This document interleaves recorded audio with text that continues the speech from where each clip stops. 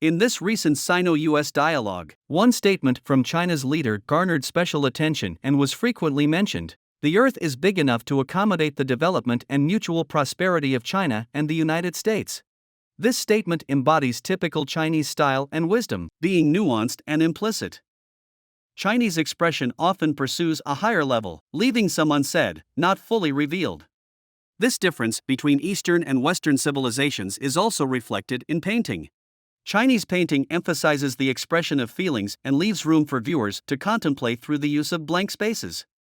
In a way, this serves as a thinking exercise for Americans. This statement can also be easily linked and compared to the one from 2018. The Pacific is big enough to accommodate both China and the United States. Westerners are likely to focus their analysis on the 5-year interval from 2018 to 2023, seemingly similar expressions, yet the scenarios have shifted from the Pacific to encompass the entire globe. Why has the scope transitioned from the Pacific to the entirety of the globe? This question might be increasingly frustrating for Americans. China's influence has extended beyond the Western Pacific. It has expanded globally. In the past 5 years, China's economic, political, technological, and international influence has significantly surpassed what it was 5 years ago.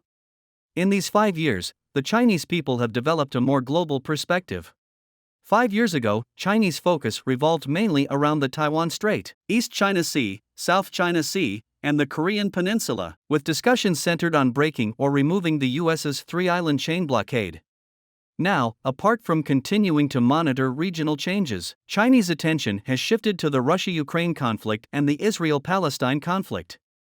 The Chinese perspective has shifted from primarily Asia-Pacific to a global perspective. That's the crux of the matter.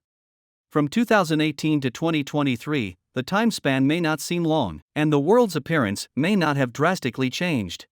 The United States remains the world's most powerful country, and the world is still largely dominated by the American Western order. However, in these 5 years, amid the relative strengths shifting, there has been a significant shift in the fundamental logic of the world. In this video, we will discuss the past 5 years and the upcoming 5 years in Sino-U.S. relations.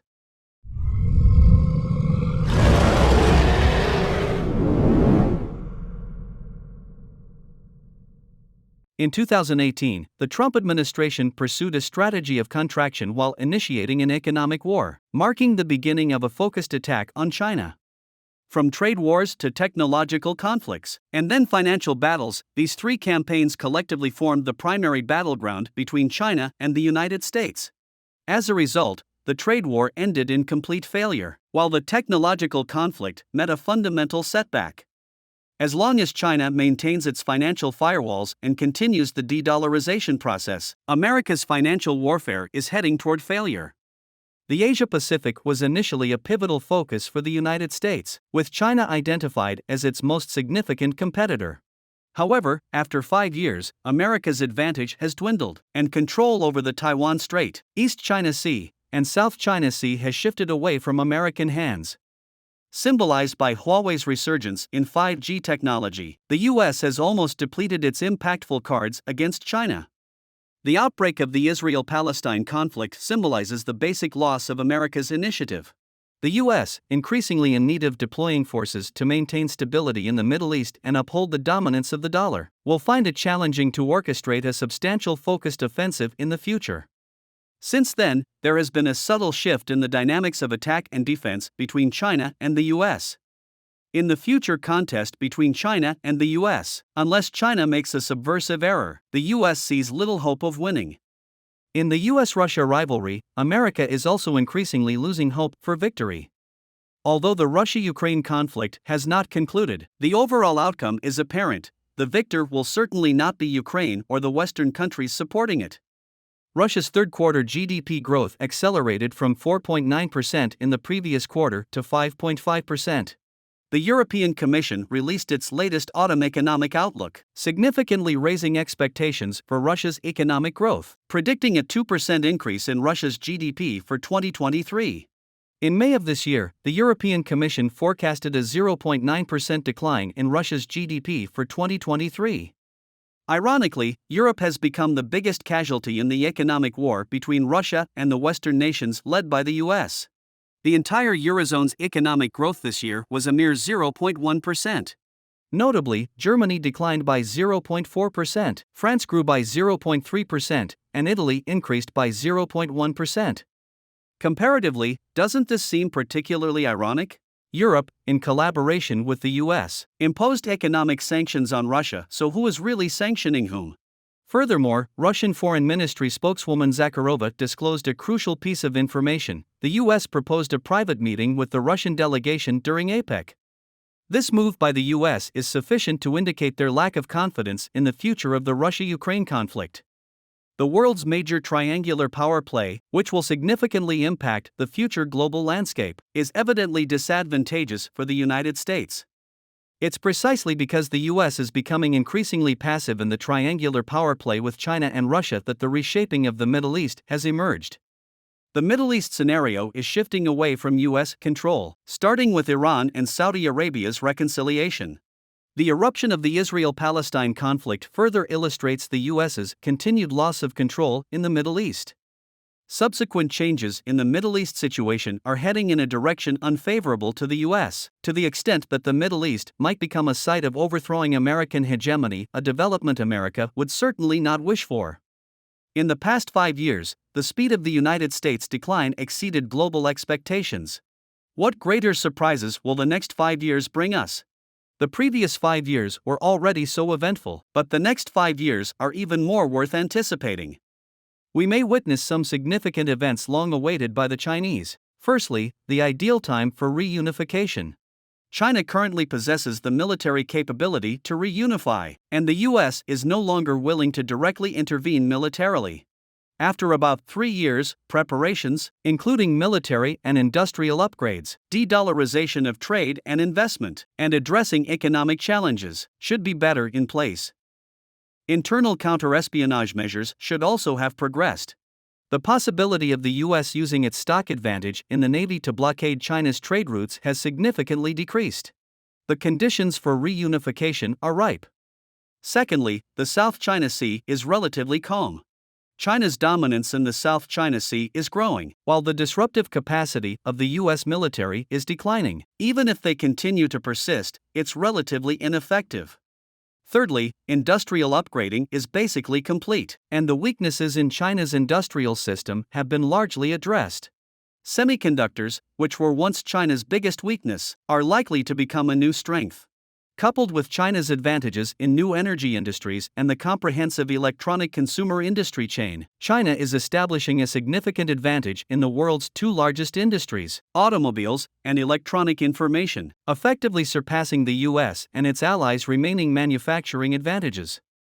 Countries either integrate into China's dominant economic cycle, forming economic complementarity with China, or continue to rely on the remnants with the US, facing the breakdown of China's industrial advantage and further deindustrialization. In terms of a country's hard power, nothing compares to the profound and far-reaching effects of deindustrialization.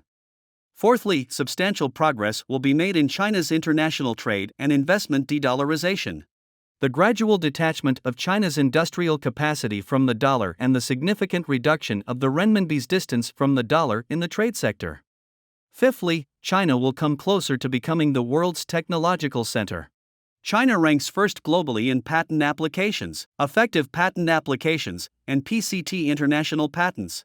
In key indicators like total number of papers, top 10% of citations, and top 1% of citations, reflecting the global position of each country's natural science research, China has surpassed the US and continues to widen the gap, welcoming the shift of the world's technological center to China.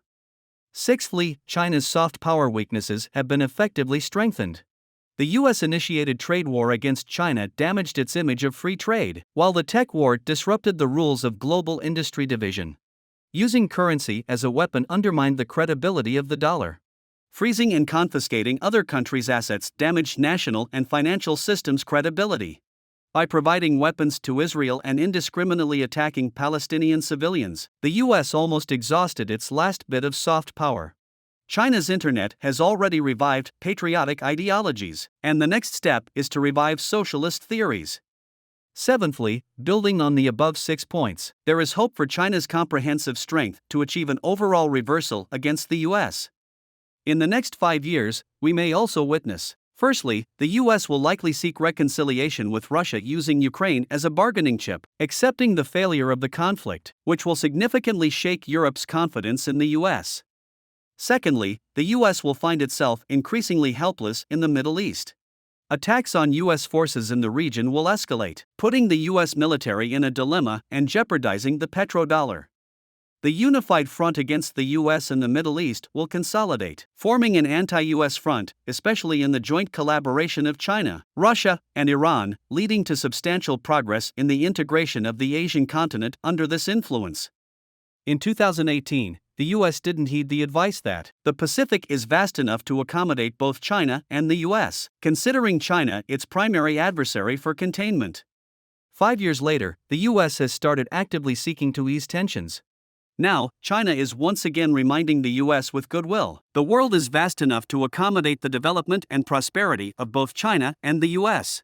The changing trend in the strengths of China and the U.S. over the past 5 years has been particularly pronounced. Looking ahead, what will the U.S. and China become in another 5 years? Let's wait and see. This is the end of this video. Thank you for watching.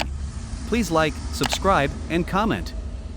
We genuinely appreciate your support.